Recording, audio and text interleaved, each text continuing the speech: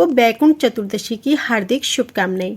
आज की इस वीडियो में सुनिएगा वैकुंठ चतुर्दशी के दिन आपको दीपदान कैसे करना है, कहाँ करना है और कब करना है। इस दिन दीपदान करने की विधि क्या रहेगी और इसके साथ ही जानिएगा वैकुंठ चतुर्दशी के दिन आपको किन चीज़ों का दान करना है।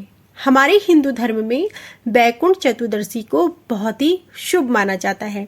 कार्तिक पूर्णिमा से एक दिन पहले यह चतुर्दशी मनाई जाती है और यह दिन पूरी तरह से भगवान विष्णु और भगवान भोलेनाथ जी की पूजा के लिए समर्पित है। इस पवित्र दिन को शास्त्रों में बेहद ही खास माना गया है। वैकुंठ चतुर्दशी कार्तिक माह के शुक्ल पक्ष की चतुर्दशी तिथि को मनाई जाती है। इस दिन भगवान विष्णु जी के साथ साथ भगवान शिव जी की भी पूजा की जाती है।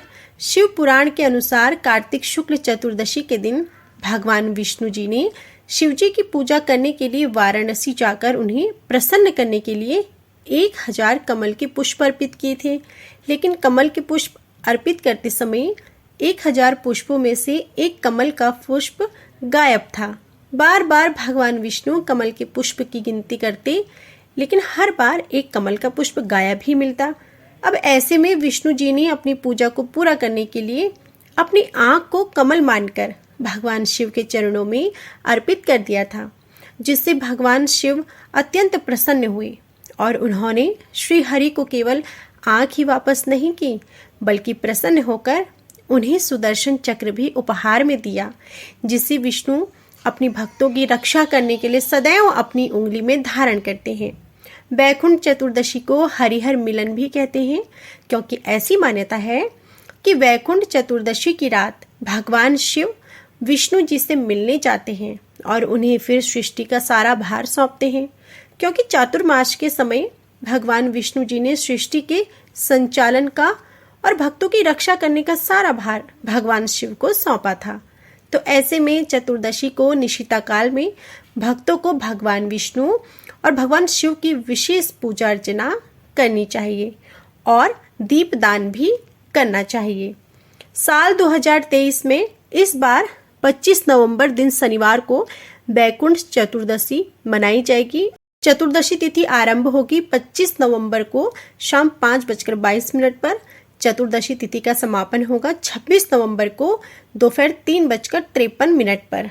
वैकुंठ चतुर्दशी निशिता काल का समय रहेगा रात्रि 11:08 से 12 बजे। क्योंकि चतुर्दशी की पूजा निशिता काल यानी मध्य रात्रि के समय की जाती है, तो इस समय को देखते हुए आपको शनिवार के दिन ही वैकुंठ चतुर्दशी का पर्व मनाया जाएगा और इसी दिन व्रत भी रखा जाएगा। 25 नवंबर शनिवार को सूर्योदय रहेगा सुबह 6:51 पर और सूर्यास्त होगा शाम को 5:36 पर। अमृतकाल का शुभ मुहूर्त रहेगा सुबह 8:03 से 9:35 तक। वहीं अभिजीत मुहूर्त रहेगा सुबह 11:52 से दोपहर 12:35 तक। इस दिन शुभ नक्षत्र भी हैं। अश्विनी नक्षत्र रहेगा 2:05 तक और उसके बाद से भरणी नक्षत्र रहेगा।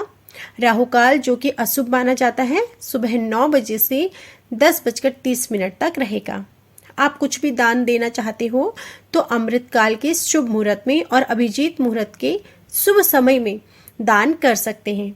इस समय आप अपनी मनोकामनाओं की पूर्ति के लिए या फिर अपने दुखों को दूर करने के लिए कुछ भी दान देना चाहें तो आप दे सकते हैं। वैसे तो इस दिन आप सारा दिन ही कोई भी शुभ कार्य कर सकते हैं, लेकिन राहुकाल का समय ऐसा होता है जिस बीच शुभ कार्य करने से मनाही होती है। इस समय पर कोई भी शुभ कार्य नहीं करना चाहिए। इस दिन प्रदोष काल के समय आपको भगवान शिव की पूजा जरूर करनी चाहिए, जो कि शाम 4:51 से 6:31 तक का समय रहेगा।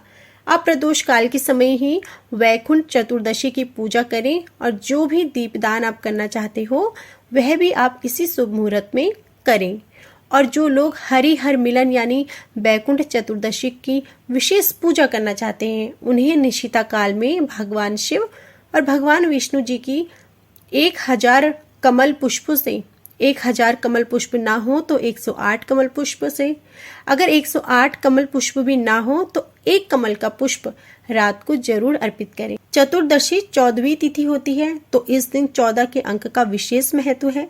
आज के दिन 14 दीपक जलाए जाते हैं। यदि आपकी सामर्थ्य हो तो घी के दीपक जलाएं, नहीं तो आप दीपक जलाने के लिए तिल का तेल भी प्रयोग कर सकते हैं। सरसों का तेल भी आप से भी दीपक जला सकते हैं।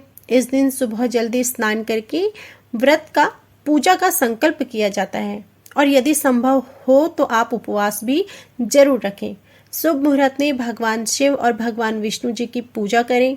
इसके बाद दिन भर उपवास रखना चाहिए और रात के समय भगवान विष्णु जी की और भगवान शिव जी की कमल के फूलों से पूजा करनी चाहिए। भगवान शिव जी को आज के दिन बेलपत्र अवश्य चढ़ाएं। अगर कमल के फूल ना भी मिले तो आप कोई भी गुलाबी फूल से भगवान शिव का पूजन आज के दिन जरूर करें। ऐसी मान्यता है कि भगवान विष्णु वैकुंठ लोक के द्वार को आज के दिन खोल कर रखते हैं और इस दिन भगवान विष्णु के साथ साथ भगवान शिव जी की पूजा करने से वैकुंठ लोक में वास अवश्य मिल जाता है। पुराणों के अनुसार इस दिन किए गए दान और जाप आदि का भी 14 यज्ञ के समान फल प्राप्त होता है। जो लोग पूरे कार्तिक मास से स्नान करते हैं उनका नियम कार्तिक पूर्णिमा को पूरा हो जाता है, लेकिन उन सभी को भी चतुर्दशी तिथि को दीपदान अवश्य करना चाहिए। इस दिन व्रत रखने वाले सभी भक्तों को दिन भर भगवान विष्णु और भगवान शिव का ध्यान करना चाहिए। अगर आपके पास तुलसी जी की माला है या फिर रुद्राक्ष की माला है तो आपको भगवान विष्णु जी और भगवान शिव जी के मंत्रों का जाप जरूर करना चाहिए। आप 108 बार किसी भी मंत्र का जाप कर सकते हैं। शाम को तारों की छांव में किसी नदी या तालाब के किनारे आपको 14 दीपक जलाने चाहिए। यदि संभव ना हो तो आप घर में भी दीपक जला सकते हैं। आप अपने घर के मंदिर में एक चौमुखा दीपक जलाकर रखें। आज के दिन तुलसी जी के पौधे के नीचे, पवित्र बेल वृक्ष के नीचे, केले के पौधे के नीचे और आंवले के वृक्ष के नीचे भी आपको दीपदान करना चाहिए। संभव हो तो बहते हुए जल में भी आप दीपदान जरूर करें। आज के दिन भगवान विष्णु जी को आपको भोग भी लगाना है या पंचामृत का भी आप भोग लगा सकते हैं। उसमें तुलसी पत्र जरूर रखें। यूँ तो भगवान शिव की पूजा में कभी भी तुलसी नहीं चढ़ाई जाती, लेकिन ऐसी मान्यता है कि आज के दिन भगवान विष्णु जी को बेलपत्र और भगवान शिव जी को तुलसी भी चढ़ानी चाहिए। शास्त्रों की ऐसी मान्यता है कि जो 1000 कमल पुष्प से भगवान श्री हरि का पूजन कर लेता है और फिर भगवान शिव की पूजा करता है, वो जीवन मरण के बंधन से मुक्त होकर बैकुंठ धाम को अवश्य जाता है। और इस दिन हरिहर मिलन की जो विशेष पूजा अर्चना है वह रात को निशिता काल के समय ही की जानी चाहिए, जो कि आपको ऊपर वीडियो में जिसका शुभ मुहूर्त बता दिया गया है। तो आपको इस प्रकार पूजा करनी है। पूजा करने के बाद आप भगवान से पूजा या व्रत में हुई कोई गलती के लिए क्षमा जरूर मांगे। क्षमा प्रार्थना करने से हमसे हुई किसी भी गलती का दोष नहीं लगता है। व्यवसाय को लेकर या फिर किसी भी तरह की कोई बड़ी समस्या है जिसका निवारण आज के दिन आप भगवान से चाहते हैं, तो आज के दिन आपको आटे का एक चौमुखा दिया आसपास शिव मंदिर में जाकर जलाना चाहिए। यहाँ पर आप भगवान शिव का और भगवान विष्णु जी का ध्यान करके सच्चे मन से ओम नमो भगवती वासुदेवाय और ओम नमः शिवाय मंत्र का 108 बार जाप जरूर करें और शिवलिंग पर कमल का फूल अर्पित करें। ऐसा करने से आपकी मनोकामनाएं जल्द पूर्ण होंगी। दान की जाने वाली वस्तुओं में अन्न दान सबसे बड़ा और महादान माना जाता है, तो ऐसे में आप भूखे लोगों को भरपेट भोजन करा सकते हैं। खीर का दान कर सकते हैं, दूध, घी, गुड़ का दान कर सकते हैं। आज के दिन आप गौ माता को हरा चारा खिला सकते हैं, गुड़ खिला सकते हैं। और इस दिन ऐसे लोगों की सहायता अवश्य करनी चाहिए जो लोग आर्थिक रूप से बहुत ज़्यादा सक्षम नहीं होते। तो हो सके इस दिन आप ज़रूरतमंद लोगों की जरूर मदद करें। उनके घर में आज के दिन दीपदान करने की सामग्री आपको दान में देनी चाहिए और गर्म वस्तुओं का दान भी ऐसे लोगों को देना चाहिए। ऐसा करने से भगवान प्रसन्न होते हैं। आज के दिन क्या नहीं करना चाहिए, तो व्रत का दिन है चतुर्दशी तिथि, जो भूल से भी इस दिन मांसाहार या तामसिक भोजन घर में नहीं बनाना चाहिए। यदि आपने उपवास नहीं भी किया है तब भी आपको कुछ नियमों का पालन करना चाहिए, जैसे कि भगवान विष्णु जी की पूजा और भगवान शिव जी की पूजा सुबह और शाम को जरूर करें।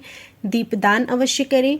14 दीपक मंदिर में जलाएं और जहां जहां आपको बताया है आप वहां एक दीपक आपको उत्तर दिशा की तरफ महालक्ष्मी जी के नाम का और दक्षिण दिशा की तरफ अपने पितरों के नाम का जरूर जलाना चाहिए। पीपल के वृक्ष की जड़ में भी आपको दीपक जलाना चाहिए। रविवार का दिन है और इस दिन पीपल के वृक्ष में जल अर्पित नहीं किया जाता है और तुलसी जी भी जल अर्पित नहीं किया जाता है, लेकिन आप शाम के समय वहां पर दीपदान अवश्य कर सकते हैं। आपको इस दिन नाखून और बाल नहीं काटने हैं। घर पर यदि कोई आता है तो उन्हें कभी भी खाली हाथ नहीं भेजना। तो यह थी आज की हमारी वैकुंठ चतुर्दशी से संबंधित जानकारी। अगली वीडियो में आप सुनिएगा वैकुंठ चतुर्दशी की कथा। अगली वीडियो में आप सुनिएगा वैकुंठ चतुर्दशी से संबंधित सभी पौराणिक कथाएं। उम्मीद करती हूँ आज की यह वीडियो आपको पसंद आई होगी। वीडियो पसंद आई हो तो प्लीज़ वीडियो को लाइक ज़रूर कीजिएगा।